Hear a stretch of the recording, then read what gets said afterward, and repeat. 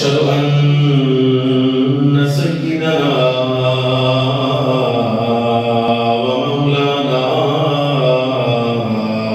وملجأنا ومأوانا ومحبوبنا ومحبوب ربنا وحبيبنا وحبيب ربنا وقرة أعيننا محمدا عبده ورسوله صلى الله تعالى عليه وعلى آله وأصحابه وأزواجه وأولياء أمته وعلماء ملته وشهداء أهل سنته أجمعين.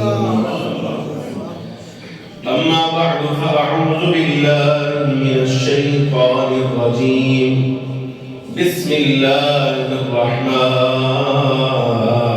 الرحيم. ومن أراد الآخرة وسعى لها سعيها وهو مؤمن فأولئك كان سعيهم مشكورا. صدق الله مولانا العظيم وصدق رسوله النبي الكريم الأمين ونحن على ذلك لمن الشاهدين والشاكرين والحمد لله رب العالمين. إن الله وملائكته يصلون على النبي يا أيها الذين آمنوا صلوا عليه وسلموا تسليما. الصلاة والسلام عليك يا سيدي يا رسول الله وعلى آلك وأصحابك يا سيدي يا حبيب الله. الصلاة والسلام عليك يا سيدي يا رسول الله وعلى آلك وأصحابك يا سيدي يا حبيب الله. الصلاة والسلام عليك يا سيدي يا رسول الله وعلى آلك وأصحابك يا سيدي يا حبيب الله. انتہائی عزت کے لائق، احترام کے لائق جملہ حاضرین و سامعین کرام، قرآن عزیز فرقان مجید کی ایک آیت مبارکہ پارہ نمبر 15 سے آپ کے سامنے تلاوت کی ہے. دعا فرمائیے اللہ رب العالمین حق بیان کرنے کی توفیق عطا فرمائے. جو گزارشات معروضات پیش کرنا چاہتا ہوں مالک و مولا ہمیں اس کے مطابق اعتقاد رکھنے کی اور عمل کرنے کی بھی توفیق عطا فرمائے. اللہ رب العالمین جل وعلا قرآن عزیز میں ارشاد فرماتا ہے ومن اراد الآخرہ، اور جو شخص ارادہ کرے آخرت کا وسعى لها سعيها وهو مؤمن، اور تمام تر کوشش کرے اپنی اسی کے لیے یعنی آخرت کے لیے، وهو مؤمن اس حال میں کہ وہ مومن ہو، فأولئك كان سعيهم مشكورا، تو یہی وہ لوگ ہیں کہ جن کی کوششیں اللہ رب العالمین جل وعلا کے ہاں مقبول ہیں. گرامی قدر حاضرین، ایمان ایسا نور قلبی ہے کہ جس کے ذریعے سے انسان کا باطن منور ہوتا ہے. بغیر نور ایمان اگر بندہ اس پر تھوڑا سا مراقبہ کرے، کوشش کرے اور اپنے اندر جھانک کر تھوڑا سا تجربہ کرے، تو بغیر نور کے انسان کا جو باطن ہے یہ اندھیر اور تاریک نظر آئے گا. ایسا سینہ جو انوار ایمان سے منور ہو۔ اللہ رب العالمین جل وعلا کلمہ شریف کی برکت سے اس کے احوال کو تبدیل فرماتا ہے، حتیٰ کہ جن لوگوں نے دنیاوی ارادوں کے بغیر، دنیاوی مقاصد کے بغیر پہلے کافر تھے لیکن بعد میں مسلمان ہوئے، جب کلمہ پڑھا تو انہوں نے اس چیز کا اظہار کیا کہ ایمان کے بغیر گزرنے والے لمحات میں اور حالت ایمان میں گزرنے والے لمحات میں زمین آسمان سے زیادہ فرق ہے۔ کلمہ پڑھنے سے پہلے جو باطن کی نحوست ہے اور نفس امارہ کی جتنی برائیاں ہیں وہ ساری کی ساری انسان پر حاوی ہوں، لیکن جیسے ہی بندہ لا الہ الا اللہ محمد رسول اللہ صلی اللہ علیہ وسلم کا اقرار کرتا ہے تو ایسی صورت میں اللہ رب العالمین جل وعلا اس کی اندرونی کیفیات کو تبدیل فرما دیتا ہے۔ بقول حضرت امام ابن رجب حنبلی رحمۃ اللہ تعالی علیہ، آپ فرماتے ہیں کہ امام ابن رجب حنبلی المشرق یعنی فقہائے اربعہ میں سے امام احمد ابن حنبل کے یہ مقلد ہیں اور اپنے زمانے کے بہت بڑے عالم ہیں۔ تصنیف میں حضرت امام ابن رجب حنبلی رحمۃ اللہ تعالی علیہ کا بہت زیادہ کام ہے۔ آپ لکھتے ہیں ایک مقام پر، فرماتے ہیں کہ ایمان کی چاشنی اور ذائقہ، ویسے علامہ عینی رحمۃ اللہ علیہ کو میں دیکھ رہا تھا تو انہوں نے فرمایا کہ ایمان مطعومات اور مشروبات میں سے نہیں ہے، یعنی ایسی اشیاء میں سے نہیں ہے کہ جس کا ذائقہ ہو یا اس کو کھایا جائے، چبایا جائے۔ محسوسات کا تعلق تو ہوتا ہے، یا تو انسان اپنے ہاتھ کے ساتھ، پاؤں کے ساتھ، زبان کے ساتھ، آنکھ کے ساتھ، یہ حواس خمسہ ان کے ساتھ تعلق ہوتا ہے محسوسات کا، جن چیزوں کو محسوس کیا جا سکے۔ لیکن چونکہ ایمان محسوسات میں سے نہیں ہے، ظاہری اس کا جسم کوئی نہیں ہے، لیکن اس کے باوجود اس کے لیے ذائقہ اور چاشنی کا لفظ استعمال کرنا یہ کنایا ہے۔ علامہ عینی رحمۃ اللہ علیہ فرماتے ہیں اگرچہ یہ ان چیزوں میں سے نہیں ہے جس کو کھایا جائے یا پیا جائے، لیکن بہرحال اللہ رب العالمین جل وعلا نے اس میں ایک ایسی احساس والی قوت رکھی ہے کہ اگرچہ کھانے پینے سے اس کا تعلق نہیں ہے لیکن محسوس کیے جانے سے اس کا تعلق ضرور ہے۔ یہ موضوع اختیار کرنے کا خاص ایک سبب ہے، بس یہ روایت میں نے آپ کے سامنے پڑھنی ہے، مزید آگے پڑھوں گا روایات، لیکن خاص جس روایت کو چلانا مقصد تھا کہ اس کے لیے حضرت امام ابن رجب حنبلی رحمۃ اللہ علیہ کے الفاظ بڑے موزوں ہیں۔ امام ابن رجب فرماتے ہیں کہ ایمان کی جو چاشنی اور ذائقہ ہے یہ ویسے ہی محسوس کیا جا سکتا ہے جس طرح اشیاء خورد و نوش کے بارے میں بندہ کچھ شے کھاتا ہے، کچھ پیتا ہے تو جس طرح اس پر اپنی رائے قائم کرتا ہے کہ کھانے میں یہ چیز بھری ہے یا نہیں، پینے میں یہ چیز بھری ہے یا نہیں۔ امام ابن رجب فرماتے ہیں کہ اگرچہ یہ مطعومات و مشروبات میں سے نہیں ہے ایمان، لیکن اس کے باوجود چاشنی میں، ذائقہ میں اور احساس کے لحاظ سے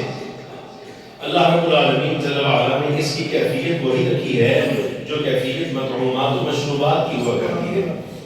امام فرماتے ہیں کہ ظاہری جسم جو ہے، ظاہری جسم جس طرح یہ اشیاء خورد و نوش کا محتاج ہوتا ہے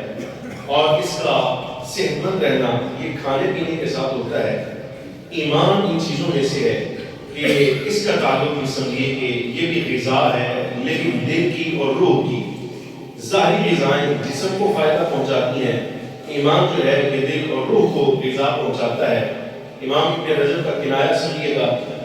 استعارہ اور تشبیہ سمجھیے۔ آپ فرماتے ہیں کہ جس طرح ظاہری جسم بیمار ہو جائے، ظاہری جسم بیمار ہو جائے تو کھانے پینے والی اشیاء کے ذائقے تبدیل ہو جاتے ہیں۔ بسا اوقات حال یہ ہوتا ہے کہ بندہ اپنے فائدہ نفع بخش چیزوں کو بھی اپنے لیے نقصان دہ سمجھتا ہے اور ان سے کراہت کا اظہار کرتا ہے، انہیں ہٹا دیتا ہے، حالانکہ وہ چیز ظاہر لحاظ سے فائدہ پہنچانے والی ہے، لیکن جسم بیمار ہونے کے سبب سے اس کو قبول کرنے سے انکار کر دیتا ہے۔ آپ فرماتے ہیں یہی حال ہوتا ہے ایمان کا بھی، یہی حال ہے دل کا بھی۔ دل اگر بیمار ہو جائے، حضرت امام ابن رجب حنبلی رحمۃ اللہ علیہ فرماتے ہیں کہ جو فائدہ پہنچانے والی چیزیں ہیں دل ان سے کراہت محسوس کرتا ہے، اور جو نقصان پہنچانے والی چیزیں ہیں ان کو اپنے لیے فائدہ مند سمجھ رہا ہوتا ہے. فرماتے ہیں دل بیمار ہو جائے یعنی گناہوں کا، خواہشات کا اور حرام کاری کا عادی ہو جائے تو ایسی صورت میں ایمان کی حلاوت جاتی رہتی ہے، ایمان کی حلاوت نہیں رہتی، حتیٰ کہ بدعات کو، منکرات کو، گناہوں کو اور ہر اس شے کو جو آخرت میں اس کے لیے تباہی کا سبب ہے. حضرت امام ابن رجب حنبلی فرماتے ہیں کہ یہ اس کو اپنے لیے فائدہ مند سمجھنے لگ جاتا ہے، اور ہر وہ شے جو اس کے لیے دنیا اور آخرت میں نفع بخش ہے، یعنی ایمان ہے، ایمانیات ہے اور اللہ ایمان ہے، جیسے نماز ہے، روزہ، حج، زکات، یہ ساری چیزیں. حضرت امام فرماتے ہیں کہ دل بیمار ہو جائے یعنی حرام کاری کا عادی ہو جائے تو نفع دینے والی چیزوں سے اس طرح سے بیزار ہو جاتا ہے کہ جس طرح جسم بیمار ہو جائے تو فائدہ دینے والی چیزوں سے بیزار ہو جاتا ہے. اکثریت اس وقت اس زمانے میں ہم جی رہے ہیں یہ ایسے لوگوں کی ہے گرامی قدراتین جو قلبی لحاظ سے بیمار ہیں، یعنی عقیدہ میں بیمار ہیں یا جناب والا عمل کے لحاظ سے بیمار ہیں. عقیدہ خراب ہو جائے تب بھی ایمان کی چاشنی جو ہے وہ ذاتی رہے گی اور حلاوت اس کی محسوس نہیں ہوگی. اور ایسے ہی عمل اگر خراب ہو جائے، تباہی کا شکار ہو جائے، فساد کا شکار ہو جائے، تب دل جو ہے وہ ایمانیات کو محسوس کرنے سے عاری ہو جائے گا. اس وقت اکثریت کی حالت یہی ہے. لیکن حضرت امام ابن رجب حنبلی رحمۃ اللہ تعالی علیہ کی عبارت کا خلاصہ یہ ہے. علامہ علی رحمۃ اللہ تعالی علیہ عمدۃ القاری شرح بخاری میں بھی آپ یہ فرماتے ہیں کہ اگر مثال کے طور پہ ایمانیات بھی ٹھیک ہو، یعنی اعتقاد بھی بندے کا بھلا ہو، عقیدہ اس کا درست ہو، اور ایسے ہی عمل میں بھی کوتاہی نہ ہو، تو آپ دیکھیں گے تو دن میں 5 مرتبہ بھی اگر رب کی بارگاہ میں بلایا جائے گا تو کبھی بھی خوف محسوس نہیں کرے گا، بلکہ اپنا ہاتھ قدم جب اٹھائے گا تو اس کو دل میں یہ معلوم ہوگا کہ میرا یہ اٹھنے والا ہاتھ قدم ظاہر کسی عمارت کی طرف نہیں ہے، بلکہ یہ قدم میرا اٹھ اگرچہ ظاہر مسجد کی طرف رہا ہے لیکن مجھے میرے رب کے قریب فرمانا یہ دل بتا ہے. دل محسوس کرے گا اور آگے خبر دے گا کہ ہاتھ اٹھنے والا قدم جو ہے کہ رب العالمین جل وعلا کی بارگاہ کے قریب کر رہا ہے. ایسی چیزیں جو بندے کے لیے حلاوت ایمان جو ہے وہ ثابت کرتے ہیں. نبی پاک صلی اللہ علیہ وسلم نے باقاعدہ ان کی طرف لفظ حلاوت بول کر ہی ارشاد فرمایا ہے، یعنی رہنمائی فرمائی ہے. یہ آج جتنی حدیث میں نے آپ کے سامنے پڑھی ہے یہ ساری کی ساری ایسی ہیں جن میں کہیں نہ کہیں نبی پاک صلی اللہ علیہ وسلم نے لفظ حلاوت، چاشنی ایمان کے لیے جو ہے وہ ارشاد فرمائی ہے. وہی آپ کے سامنے پڑھنا مقصود ہے. اور ایک مسئلہ اور یہاں پہ سمجھیے، حلاوت ایمان آ جائے تو اس کا مطلب یہ نہیں ہوتا کہ دنیا میں آزمائش نہیں آئے. یہ پتہ کی بات ہے، سمجھیے گا. فرماتے ہیں کہ اگر حلاوت ایمان آئے تو اس کا مطلب یہ نہیں کہ اب دنیا کی آزمائشیں نہیں آئیں گی، بلکہ جہاں حلاوت ایمان آ جائے، پتہ چل جائے کہ یہاں رب العالمین جل وعلا نے اعتقاد کی چاشنی رکھی ہے، عمل صالح کی چاشنی ہے، تو ایسی صورت میں جناب والا حال یہ ہو جاتا ہے کہ اگر بندہ مشقت میں بھی پڑ جائے، آزمائش میں بھی آ جائے، تو وہ اس آزمائش سے بھی اسی طرح لطف لیتا ہے جس طرح لطف لینے والی چیزوں سے لطف اٹھاتا ہے. زخم بھی آئے، مشقت بھی اٹھائے. یہ اس لیے عرض کر رہا ہوں کہ جو بندہ اس وقت میرے ذہن میں ہے جس کے ایام ہے اللہ رب العالمین ان کے درجات بلند فرمائے، انہوں نے کہا یہ ہے، وہ کہتے ہیں کہ مجھے ہاتھ کڑی لگی ہے تو میں نے کہا یار میں کون سا چوری کر کے آیا ہوں، میں تو سرکار کے لیے عجیب بات ہے کہ آپ عدالت فرمائیے بھائی ہاتھ کڑی لگ جائے، بندہ تھانہ کچہری کاٹ رہا ہے، روٹی کہی، پانی گیا، گھر بار گیا، خاندان کنبا گیا، ہر شے چلی گئی، لیکن اس کے باوجود بھی کہتا ہے کہ اینٹی سگڑ دی واہ واہ اینٹی سگڑ دی واہ. درس میں نہیں آتا. یہ حلاوت ایمان کے سبب ہے، یعنی دل زندہ ہو. میں نے میرے استاد گرامی اللہ انہیں ولی کی رحمت فرمائے کی تجوید میں پڑھتا تھا تو مجھے ان کے بارے میں انہوں نے بتایا. حضرت مولانا قاری محمد یوسف نشوندی صاحب رحمۃ اللہ علیہ میرے دادا استادوں میں آتے ہیں 2 طرف سے. ایک تو براہ راست استاد صاحب سے میں نے تجوید پڑھی، ان کے استاد گرامی بھی وہی تھے،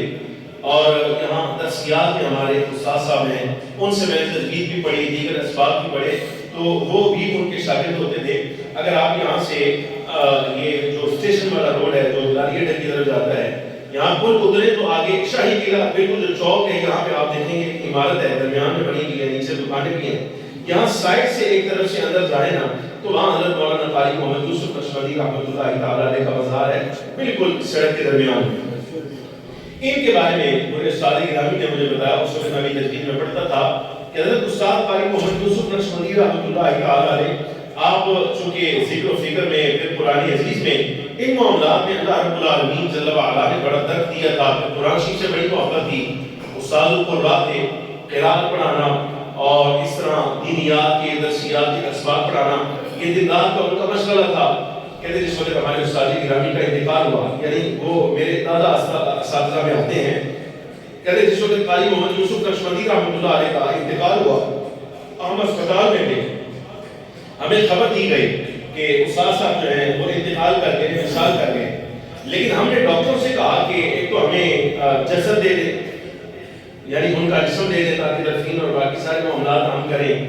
ڈاکٹر جو ہیں نہ ان کے انتقال کی تصدیق کریں نہ جسم ہمارے حوالے کریں۔ ہم نے ان سے کہا کہ یار ہمارا بندہ ہے، انتقال کر گیا ہے، ہمیں معلوم ہے اس چیز کے بارے میں تو جسم ہمارے حوالے کیا جائے۔ کہتے نہیں ابھی ہم تصدیق نہیں کرتے ان کے بارے میں کہ وہ باپ کے آدھا انتقال کر گئے، اس لیے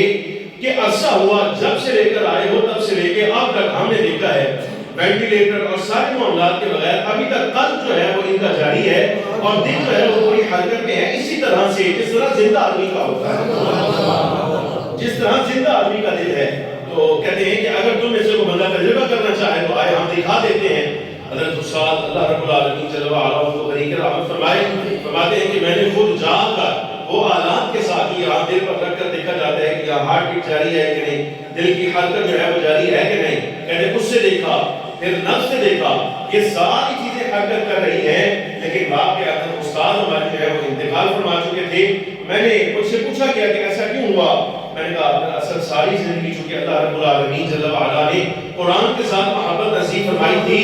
تو ابھی اس کے اثرات موجود ہیں، اگر سے انتقال کر گئے ہیں لیکن ان کی برکات سے ابھی بھی جو ہے وہ حرکت کر رہا ہے۔ لیکن بہرحال تصدیق یہی ہے کہ حضرت استاد صاحب انتقال فرما چکے ہیں۔ گرامی قدرات یہ ہوتا ہے حلاوت ایمان کے سبب سے۔ افسوس کے ساتھ عرض کر رہا ہوں کہ ہماری اکثریت اس وقت کی ایسی ہے، عوام ہو، تاجر ہو، کسی پیشہ کے ساتھ بھی منسلک ہیں، وہ ایسی چیزوں سے بالکل مابرا ہیں، نماز پڑھتے ضرور ہیں لیکن اس کی روحانیت سے ناواقف ہیں، روزہ رکھتے ضرور ہیں لیکن اس کے روحانی اثرات سے بالکل محروم ہیں، زکوٰۃ دیتے ضرور ہیں لیکن جس کیفیت کے ساتھ دینی چاہیے اور اس کے اثرات جو مرتب ہونے چاہیے یہ ضرور سنتے ہیں، دیکھتے ہیں، تجربہ کرتے ہیں کہ میں نے اتنا دیا ہے، سال کے بعد مجھے اتنا بڑھا ہے یا نہیں بڑھا، یہ ضرور دیکھتے ہیں، لیکن یہ کبھی محسوس نہیں کرتے کہ نبی پاک صلی اللہ علیہ وسلم نے شرط لگائی تھی یہ زکوٰۃ دیتے ہوئے کہ خوش دلی سے دینا، خوش دلی سے دینا۔ نبی پاک صلی اللہ علیہ وسلم نے یہ جو جملہ ارشاد فرمایا تھا کہ خوش دلی سے زکوٰۃ ادا کرنا، کیا آیا اس کے اثرات میرے دل پر آئے ہیں یا نہیں آئے؟ حج کے اثرات آئے ہیں یا نہیں آئے؟ عمرہ کیا ہے، ویسے خیرات کر رہا ہے، یہ سارے کے سارے معاملات، ہاتھ کھلا ہونا اور بات ہے لیکن دیکھ کر رب کی بارگاہ میں یہ شکر ادا کرنا کہ مالک تو نے اپنی مخلوق کو میرے دروازے پر کھڑا کر دیا ہے، اشیاء ان کی ہیں لیکن دین تو نے مجھے ہے اور میں تیری بارگاہ کا شکر گزار ہوں میرے اللہ کہ تو نے ان کے حصہ بھی جو ہے وہ میرے ہاتھ میں رکھا ہوا ہے۔ یہ ساری چیزوں سے عاری ہونا بلکہ اس پر تکبر کا اظہار کرنا، بہت زیادہ نمازی ہے تو ایسی صورت میں تکبر کا اظہار ہے، غرور، یہ بہت زیادہ روزے رکھنے والا ہے، غرور کا اظہار ہے، زکوٰۃ ادا کرنے والا ہے، راہ خدا میں خرچ کرنے والا ہے، اس کے اثرات سے محروم ہے، حج عمرہ بہت زیادہ کرنے والا ہے لیکن اس کی چاشنی سے بالکل معلوم ہے وہ اثرات ظاہر پر نظر نہیں آ رہے۔ اس کا مطلب یہ ہوا کہ کہیں نہ کہیں کوئی نہ کوئی کام اس کی جو ہے وہ اعمال میں سے، اعضاء میں سے ایسا ضرور صادر ہو رہا ہے کہ جس کی وجہ سے اللہ رب العالمین جل وعلا عمل کرنے کے باوجود اسے وہ حلاوت ایمان عطا نہیں فرما رہا۔ وہ اسباب کیا ہیں جن کی وجہ سے یہ حلاوت آتی ہے؟ بعض یہ حدیث جو پڑھنے لگا ہوں یہ دو طرح کی ہیں، بعض حدیثوں ہیں جن میں نبی علیہ السلام نے وہ اسباب بتائے ہیں جن سے یہ حلاوت پیدا ہوتی ہے، آتی ہے، اور بعض اسباب وہ ہیں کہ جن کی وجہ سے یہ حلاوت چلی جاتی ہے۔ یہ دونوں حدیث آپ کے سامنے پڑھ رہا ہوں، ملاحظہ فرمائیے۔ جامع صحیح بخاری شریف حضرت امام الانبیاء صلی اللہ علیہ وسلم سے حضرت انس بن مالک رضی اللہ تعالی عنہ راوی ہیں، نبی پاک صلی اللہ علیہ وسلم نے ارشاد فرمایا ثلاث من کن فیہ وجد حلاوت الایمان، لفظ حلاوت آئے گا جملہ حدیث میں، ثلاث من کن فیہ وجد حلاوت الایمان، تین چیزیں ایسی ہیں کہ جس کی وجہ سے بندے حلاوت ایمان پاتے ہیں، یعنی جہاں یہ پائی جائیں اللہ رب العالمین جل وعلا ایسے اثرات مرتب کرتا ہے کہ وہ صاحب ایمان خود محسوس کرتا ہے کہ یہاں کچھ ہے، اللہ نے کچھ رکھا ہوا ہے۔ وہ کیا چیزیں ہیں؟ نمبر 1 فرمایا ان یکون اللہ ورسولہ احب الیہ مما سواہما او کما قال، فرمایا سب سے پہلے یہ کہ اللہ اور اس کا رسول صلی اللہ علیہ وآلہ وسلم بندہ مومن کو کائنات کی ہر محبوب چیز سے بڑھ کر محبوب ہو جائیں، جن کے ساتھ محبت کرتا ہے ان محبت کرنے والی اشیاء میں سے بھی سب سے بڑھ کر اگر اللہ کے ساتھ اور اس کے رسول صلی اللہ علیہ وآلہ وسلم کے ساتھ محبت کرتا ہے تو یہاں حلاوت ایمان پائی جائے گی۔ نمبر 2 وَأَن يُحِبَّ الْمَرْءَ لَا يُحِبُّهُ إِلَّا لِلَّهِ، فرمایا دوسری بات یہ جو حلاوت ایمان لائے گی کہ بندہ جس کے ساتھ بھی اللہ اور اس کے رسول کے علاوہ، اس کا مطلب یہ نہیں ہے کہ اللہ اور اس کے رسول کی محبت آئے تو باقی کائنات ساری کی نفرت آ جائے نا، اور بھی کسی کے ساتھ محبت ہو سکتی ہے، لیکن وہاں شرط یہ ہے کہ یہاں اللہ اور اس کے رسول کی محبت آئے سب سے زیادہ، اور اللہ اور اس کے رسول کے بعد اگر کسی کے ساتھ محبت کرتا ہے تو وہاں معیار رضائے الہی ہونا چاہیے۔ وہاں اگر رضائے الہی کے لیے کسی کے ساتھ محبت کرتا ہے تب بھی اللہ رب العالمین جل وعلا یہاں حلاوت ایمان عطا فرمائے گا۔ اور تیسری شے نبی پاک صلی اللہ علیہ وسلم نے ارشاد فرمایا کہ ان یکرہ ان یعود فی الکفر کما یکرہ ان یقذف فی النار، فرمایا کہ کفر میں لوٹ جانے کو ایسے ناپسند کرے، ارتداد میں لوٹ جانے کو ایسے ناپسند کرے کہ جس طرح آگ میں ڈالے جانے کو بندہ ناپسند کرتا ہے۔ نبی پاک صلی اللہ علیہ وسلم نے ارشاد فرمایا یہ تین چیزیں اگر جمع ہو جائیں تو ایسی صورت میں اللہ رب العالمین جل وعلا حلاوت ایمان عطا فرمائے گا۔ اب یہ تھوڑا سا اس کی وضاحت سمجھیے۔ اللہ اور اس کے رسول کے ساتھ محبت ساری کائنات سے بڑھ کر کرے۔ علامہ علی رحمۃ اللہ تعالی علیہ فرماتے ہیں ذات قلبی کا معنی یہ ہے کہ جو کچھ اللہ رب العالمین جل وعلا نے کرنے کا حکم دے دیا ہے وہ کرتا رہے، اور ہر وہ کام جس سے باری تعالیٰ جل وعلا نے منع فرمایا ہے اس سے باز آ جائے، یعنی ہر لحاظ سے اوامر میں نواہی میں اللہ رب العالمین جل وعلا کی فرما برداری کرے۔ جہاں باری تعالیٰ جل وعلا کوئی کام کرنے کا حکم دے وہ کام کرتا رہے، اور جس کام سے منع فرمائے وہاں منع ہو جائے۔ نبی پاک صلی اللہ علیہ وسلم کی محبت کا معنی یہ ہے وہی التزام شریعتی صلی اللہ علیہ وسلم، یعنی نبی پاک صلی اللہ علیہ وسلم کی شریعت کو لازم پکڑ لے تو اس کا مطلب یہ ہے کہ یہ اس نے حق ادا کیا ہے، یہ اللہ کے ساتھ بھی محبت کر رہا ہے اور رسول گرامی صلی اللہ علیہ وسلم کے ساتھ بھی محبت کر رہا ہے۔ یہ معنی اس کا بندوں کے ساتھ محبت کرے، کس وجہ سے؟ فرمایا کس وجہ سے؟ یہ جو دوسرا سبب تھا رضائے الہی کے لیے محبت کرنا، فرمایا دو سبب ہیں۔ ایک سبب تو یہ ہے کہ اللہ رب العالمین جل وعلا نے رشتہ ایمان کی وجہ سے ہر کلمہ کو آپس میں ایک دوسرے کا بھائی بنا دیا ہے۔ نمبر 1 اس کا بھائی ہے، اگرچہ ماں جایا نہیں ہے، یعنی اپنی ماں کی جو ہے وہ وطن سے پیدا نہیں ہوا، اس کی ماں کے وطن سے اس کے ماں باپ الگ ہیں، وہ جس کے ساتھ بھی محبت کرتا ہے اس کے ماں باپ الگ ہیں، اگرچہ ماں جایا نہیں لیکن کلمہ دونوں کا ایک ہے، اور دوسری بات ملت دونوں کی ایک ہے، ملت محمدیہ علی صاحبہ الصلاۃ والسلام، یعنی کچھ نہ صحیح تمہارے ماں باپ سے پیدا نہیں ہوا لیکن اتنا تو ہے نا کہ بھئی اسی شریعت کا اسی ملت کا پیروکار ہے، جس ملت کے تم پیروکار ہو تو ملت ایک ہونے کی وجہ سے اس کے ساتھ محبت کرے۔ فرمایا حلاوت ایمان پائے گا اور کفر پہ لوٹ جانا۔ حضرت علامہ علی رحمۃ اللہ تعالی علیہ فرماتے ہیں یہ جملہ اس لیے ارشاد فرمایا کہ کراہت اس وقت پیدا ہوگی، جہنم کی آگ کی کراہت اس وقت پیدا ہوگی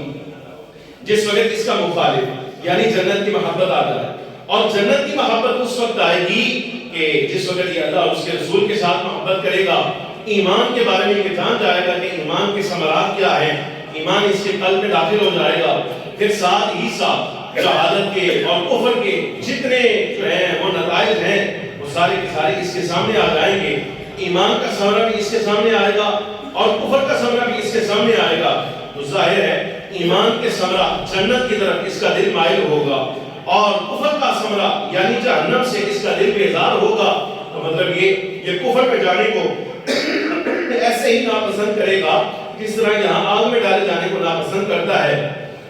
نبی پاک صلی اللہ علیہ وسلم فرماتے ہیں یہ تین چیزیں جہاں آ جائیں اللہ رب العالمین جل وعلا اس سے ایسے بندے کو حلاوت ایمان نصیب فرما دے گا، جب نماز پڑھے گا تو اثرات دیکھے گا، روزہ رکھے گا اثرات دیکھے گا، زکات دے گا، اثرات دیکھے گا، حج بیت اللہ الحرام دیکھے گا، کرے گا، یہاں جناب والا عمرہ کرے گا، حرمین کو حاضر ہوگا، اللہ رب العالمین جل وعلا کائنات کے ہر اچھا عمل کرتے ہوئے اور ہر اچھا کام کرتے ہوئے اس کے دل کو ایسا زندہ فرمائے گا کہ ہاں ہر چیز کی حلاوت جو ہے یہ محسوس فرمائے گا، لیکن شرط یہ ہے کہ یہ تین چیزیں اس کے دل میں ہونی چاہیے۔ اب وہ اسباب ملاحظہ فرمائیے کہ جہاں یہ ساری چیزیں ہوتی ہیں، مثال کے طور پہ بندہ نمازی بھی ہے، روزہ دار بھی ہے، حج زکات بھی کر رہا ہے، سارے اعمال جو کرنے والے ہیں، فرائض کی ادائیگی پوری ہے، لیکن سوال یہ پیدا ہوتا ہے اس کے باوجود حلاوت ایمان نہیں ہے، ایسا کیوں ہوتا ہے؟ اس کے اسباب کیا ہیں؟ پہلا سبب دیکھیے گا، فخر عالم صلی اللہ علیہ وآلہ وسلم نے ارشاد فرمایا النظرۃ، یہ حدیث قدسی ہے، نبی علیہ السلام اللہ رب العالمین جل وعلا سے بیان فرماتے ہیں، فرمایا النظرۃ سهم مسموم من سهام ابلیس، اللہ رب العالمین جل وعلا ارشاد فرماتا ہے، یہ حدیث ہے، اللہ رب العالمین جل وعلا ارشاد فرماتا ہے یہ حج زکات نماز روزہ سب کچھ ہونے کے باوجود حلاوت ایمان نہ آئے، اسباب کیا ہیں؟ فرمایا النظرۃ سهم مسموم من سهام ابلیس، یہ جو بدنگاہی ہے، بدنگاہی غیر محرم خواتین کو دیکھنا، اللہ رب العالمین جل وعلا فرماتا ہے کہ یہ شیطان کے تیروں میں سے زہر آلود تیر ہے۔ بدنگاہی کا جوانی ہر شخص پر آتی ہے، غور فرمائیے گا، الفاظ سخت ہیں لیکن بہرحال بندہ نچیز حدیث بیان کرنے کے لحاظ سے اس پر جو ہے وہ کاربند ہے، میں ذمہ دار ہوں اس کو بیان کرنے اور سمجھانے کے لحاظ سے اس لیے آج کر رہا ہوں۔ اللہ رب العالمین جل وعلا نے ارشاد فرمایا یہ جو نظر ہے، نظر یعنی غیر محرم کو دیکھنا، فرمایا یہ شیطان کے تیروں میں سے، جملہ بڑا معنی خیز ہے، شیطان کے تیروں میں سے زہر آلود تیر ہے۔ معنی سمجھاتا ہوں اس کا، شیطان کے تیر بہت سارے ہیں، تیر لگتا ہے تو وہاں بچنے کا امکان ہوتا ہے، یعنی زخم ایسا مثلا چھو کے نکل گیا یا کسی لحاظ سے بھی یہاں پیرس تو ہوا ہے لیکن بر وقت علاج معالجہ ہو جائے تو ٹھیک ہو جائے گا، لیکن اللہ رب العالمین جل وعلا فرماتا ہے اس کے جتنے بار ہیں یہ سارے کے سارے عام تیر ہیں۔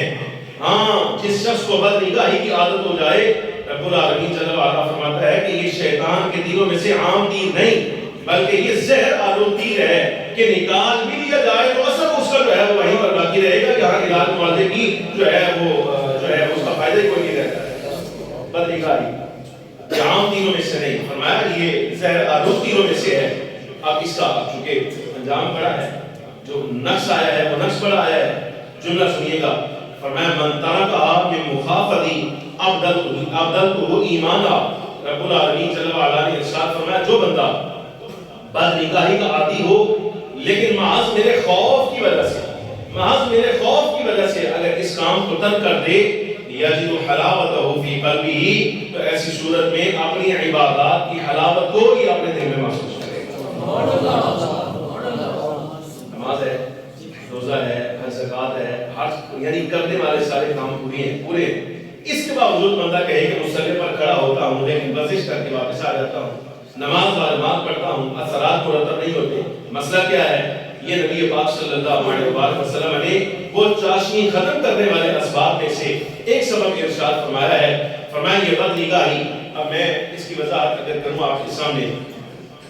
حضرت وکیع بن جراح رضی اللہ تعالی عنہ استاد سے اور بہت بڑے محدث حضرت امام شافعی رحمۃ اللہ تعالی علیہ جیسا عالی وقار شاگرد جن کے بارے میں نبی پاک صلی اللہ علیہ وسلم نے بشارت ارشاد فرمائی ہے، شاگرد امام شافعی جیسا اپنے استاد محدث حضرت وکیع بن جراح رضی اللہ تعالی عنہ کے پاس آئے اور آ کر عرض کیا کہ استاد جی، حضرت استاد صاحب قبلہ، ہم نے آپ سے ایک سوال ہے میرا، مہربانی فرمائیے اس کا مداوع فرمائیے۔ فرمایا جی بیٹے پوچھئے۔ عرض کیا حضور عجیب بات یہ ہے کہ ہم نے آپ کے ہاتھ میں کبھی بھی کتاب نہیں دیکھی، ہارڈ کاپی میں کبھی بھی آپ کے ہاتھ میں کتاب نہیں دیکھی، لیکن جو چیزیں آپ کو یاد ہیں وہ ہمیں کتاب سامنے رکھ کر بھی نہیں یاد۔ یہ حافظے کی کمزوری کی درویشات۔ حضرت وکیع بن جراح رضی اللہ تعالیٰ عنہ امام اعظم رضی اللہ تعالیٰ عنہ کے صحبت یافتگان میں سے ہیں، یعنی ہم مجلس ہیں، ہم نشین ہیں امام اعظم کے، اور استاد ہیں حضرت امام شافعی رحمۃ اللہ علیہ۔ استاد جی ہم نے آپ کے ہاتھ میں کبھی کتاب نہیں دیکھی، لیکن جب فوائد بیان کرنے کی باری آتی ہے تو آپ ایسی چیزیں بیان کرتے ہیں جو ہمیں کتاب میں بھی کوئی اثر نہیں آتی۔ تو آپ کو ایسی بات ارشاد فرمائیے جس کی وجہ سے میرا افضلی میرے استاد جیسا ہو جائے، یعنی آپ جیسا۔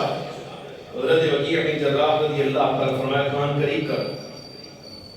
کان قریب کرو۔ جب کان پاس کیا تو فرمایا بیٹے بتاؤ جو بات کہوں گا اس پر عمل کرو گے؟ یہ حلفیہ کہتا ہوں حضور عمل کروں گا۔ فرمایا شافی گناہ ترک کر، گناہ ترک کر۔ نبی پاک صلی اللہ علیہ وسلم، میں امام شافعی رحمۃ اللہ علیہ کے بارے میں تصور بھی نہیں کرتا۔ امام شافعی رحمۃ اللہ علیہ مقام کے لحاظ سے اتنا عالی اور اتنا بلند مقام شخصیت ہے، میں تصور بھی نہیں کرتا کہ حضرت امام شافعی رحمۃ اللہ علیہ کو جس بات کی وصیت ان کے استاد حضرت وکیع بن جراح نے کی ہے وہ ان میں پائی جائے، میں تصور نہیں کرتا۔ سمجھ آ رہی کہ نہیں آ رہی؟ لیکن مطلب یہ ہے بھئی مقام جتنا بلند ہے نا، اللہ رب العالمین جل وعلا نے ایسے لوگوں کے لیے احتیاط بھی اتنی اعلیٰ رکھی۔ حسنات الابرار سیئات المقربین کا ہمارے ہاں بولا جانے والا مقولہ ہے کہ بسا اوقات نیکوں کی نیکیاں جو ہیں، یہ نیکوں کی نیکیاں یعنی ابرار، حسنات الابرار نیک لوگ، یہ ایک درجہ ہے ابرار کا، مقربین اس سے اوپر آتے ہیں۔ اگرچہ ابرار اور مقربین دونوں ہیں اولیاء، لیکن درجہ کے لحاظ سے ابرار نیچے ہیں، مقربین اوپر ہیں۔ یہ مقولہ جن کا بھی ہے، بہرحال جملہ بڑا اعلیٰ ہے، بڑے مسائل اسی سے حل ہوتے ہیں۔ حسنات الابرار، بسا اوقات جو کام بطور نیکی کے نیک لوگ یعنی ابرار کر رہے ہوتے ہیں، سیئات المقربین، وہ مقربین کے حق میں سیئات قرار پاتی ہیں، کمیاں قرار پاتی ہیں۔ اپنے اپنے مقام کی بات ہے۔ حضرت امام شافعی رحمۃ اللہ تعالیٰ علیہ کے بارے میں تصور بھی نہیں کہ ان سے ایسا عمل سرزد ہو، لیکن اس کے باوجود استاد کی نصیحت یہی ہے نگاہ کی حفاظت کر، کیوں؟ اس لیے کہ آپ یہ ذہن میں رکھیے گا یہ جو انسانی نگاہ ہوتی ہے یہ دماغ کے سب سے زیادہ قریب ہوتی ہے، اس کا تعلق براہ راست یہاں دماغ کے ساتھ ہوتا ہے۔ کبھی آپ نے اس بارے میں تصور کیا کہ آپ خالی اپنی سواری پر سوار ہوں، ارادہ تو یہاں آتا ہے میرے بھائی، ارادہ یہاں آتا ہے، لیکن اچانک اس پر عمل بھی ہو جاتا ہے۔ کبھی آپ نے یہ دیکھا ہے کہ آپ کے جسم میں اللہ رب العالمین جل وعلا نے اعضاء کا آپس میں تعلق کتنا قریبی رکھا ہے، ارادہ یہاں آتا ہے، ہاتھ آپ کا یہاں ایسے ہو جاتا ہے۔ آپ نے اپنی زبان سے کبھی کہا تو نہیں بھائی ادھر کو چل اپنے آپ کو، یعنی کہ آپ کے اعضاء میں قربت اتنی زیادہ ہے، اتنی زیادہ کہ جو شے یہاں کھٹکتی ہے اس پر عمل فوراً جو ہے وہ یہاں ہو جاتا ہے۔ اب نگاہ جو ہے وہ بنسبت ہاتھ کے دماغ کے زیادہ قریب ہے۔ نبی پاک صلی اللہ علیہ وسلم ارشاد فرماتے ہیں کہ آنکھ دیکھتی ہے، بد نگاہی کرتی ہے، آنکھ بد نگاہی کرتی ہے۔ فخر عالم صلی اللہ علیہ وسلم فرماتے ہیں شرمگاہ اس کی تکذیب کرتی ہے یا تصدیق کرتی ہے، یعنی مطلب یہ کہ اس پر عمل کرتا ہے یا چھوڑ دیتا ہے، باز آ جاتا ہے، نگاہ ہٹا دیتا ہے۔ نبی پاک صلی اللہ علیہ وسلم نے یہی جملہ ارشاد فرمایا ہے کہ بد نگاہی شیطان کے دینوں میں سے زہر آلود تیر ہے۔ رب العالمین صلی اللہ علیہ نے ارشاد فرمایا کہ جو بندہ محض میرے خوف سے اس کو ترک کر دے، اللہ رب العالمین صلی اللہ علیہ فرماتا ہے یہ اپنے دل میں عبادت کی حلاوت محسوس کرے گا۔ نہیں سمجھ آ رہی؟ یہ میری تقریروں میں سے ہٹویں تقریر ہے جو میں آپ کے سامنے کر رہا ہوں، اس مثال پر نہیں آ رہا، لیکن بہرحال جو چیزیں ایمانیات کے تقاضوں میں سے ہیں، ایمانیات کے تقاضوں میں سے گرامی قدر عظیم کو تو آپ کے سامنے عرض کرنا مقصد ہے، اس سے زیادہ کے لفظ میں آپ کے سامنے پیش نہیں کر سکتا۔ سیدنا فاروق اعظم رضی اللہ تعالیٰ کا دور تھا، یہ ہمارے مفسرین کرام نے وَلِمَنْ خَافَ مَقَامَ رَبِّهِ جَنَّتَانِ کے ضمن میں لکھا۔ سیدنا فاروق اعظم رضی اللہ تعالیٰ کے عہد مبارک میں ایک نوجوان کو دیکھا گیا، بھلی عمر تھی، نوجوان تھا، اکثر اپنا وقت جو ہے وہ مسجد میں گزارا کرتا تھا، باپ تھا اس کا، لیکن ضرورت کے وقت مسجد سے باہر چلا جاتا، اکثر اوقات مسجد میں گزارا کرتا۔ سیدنا فاروق اعظم رضی اللہ تعالیٰ عنہ نے اس کو غیر حاضر پایا تو پوچھا اپنے صاحبوں سے، خادموں سے، وہ جوان نظر نہیں آتا، حضور اس کا تو انتقال ہو گیا، ہمیں انتقال ہو گیا، امیر المومنین کو بتایا نہیں کسی نے جوان کا انتقال ہو گیا، چلو آؤ اس کے گھر چلتے ہیں تعزیت کے لیے۔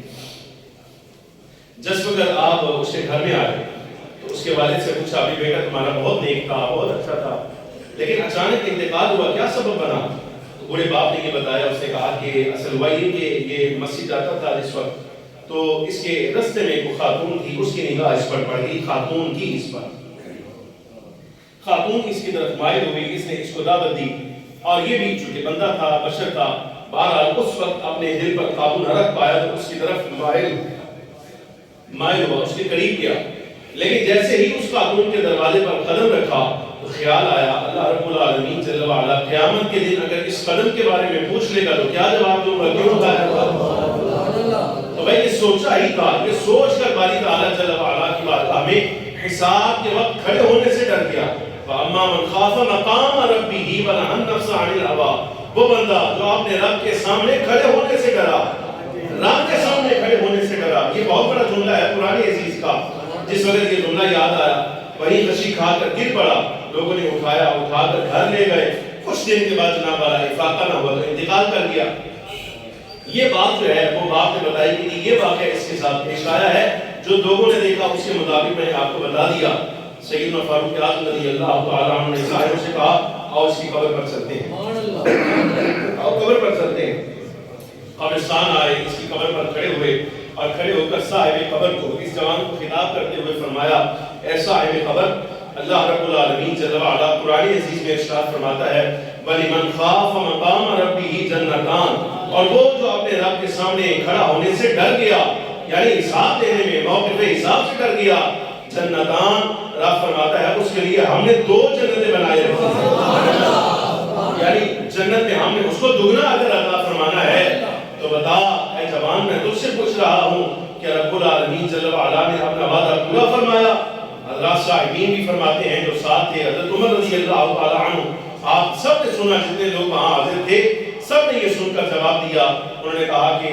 یہ سب نے سنا کہ صاحب قبر جوان نے جواب دیا کہ میں نے اپنے رب کے فرمان کو سچا پایا ہے، میں مبارک اسی لیے کہ رب کے سامنے کھڑا ہونے سے ڈر گیا تھا، واقعتاً ابھی قبر میں آیا ہوں تو رب العالمین جل وعلا نے تو ہی جنت کا لطف لیا۔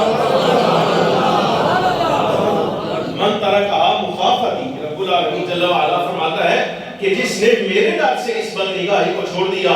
اب تک تو ہو ایمانا، میں اس کو بدلے میں ایسا ایمان عطا فرماؤں گا یجد حلاوتہ فی قلبہ، اس کی حلاوت یہ اپنے دل میں محسوس کرے گا۔ حضرت ابو امامہ رضی اللہ تعالیٰ عنہ راوی ہے، جملہ سنیے گا، نبی پاک صلی اللہ علیہ وسلم، اسی معنی کی روایت ہے، نبی پاک صلی اللہ علیہ وسلم نے ارشاد فرمایا ما من مسلم ينظر الى محاسن امرأة اول مرہ، کہ جو کوئی مسلمان کسی خاتون کی طرف دیکھے لیکن اپنی نگاہ جھکا لے، رب کے خوف سے اپنی نگاہ جھکا لے، کسی خاتون کو دیکھ کر اپنی نگاہ کو جھکا لے، اللہ رب العالمین جل وعلا سرکار دو عالم صلی اللہ علیہ وسلم فرماتے ہیں احدث اللہ له عبادتا یجد حلاوتها، اللہ رب العالمین جل وعلا اس کے اعضاء سے عبادت ہی ایسی شاطر کروائے گا جس کی چاشنی کو یہ اپنے دل میں محسوس کرے۔ گرامی حضرات، اتنا گہرا معاملہ ہے اور اتنا گہرا، اتنا زیادہ، آپ اندازہ فرمائیے یہاں تک منع کیا گیا، عورت کو منع کیا گیا کہ تم نے کبھی بھی کسی غیر خاتون کے محاسن کو اپنے شوہر کے سامنے بیان نہیں کرنا۔ عادت ہوتی ہے نا فلانی ہے فلاں کو میں نے ایسے دیکھا، فلاں کو میں نے ایسے دیکھا، چونکہ خواتین آپس میں جس وقت بیٹھتی ہیں تو ایک دوسرے کا اٹھنا بیٹھنا گفتگو ہے، تو گھر آ کے اس کا اپنے شوہر کے سامنے ایسی تذکرہ کریں، خواہش کے طور پر کریں یا خبر کے طور پر کریں، تو ایسی صورت میں بھی منع کیا گیا خاتون کے کہ تم نے کبھی بھی کسی غیر خاتون کا جل وعلا، یہ امکان ہے کہ اس کے کان میں ایسی کو بات پڑے تو یہ غائبانہ طور پر کہیں اس خاتون کی طرف مائل نہ ہو جائے، یہ اس کی طرف مائل ہو جائے گا تو ایمان کی چاشنی یہاں پر اسے ختم ہو جائے گا۔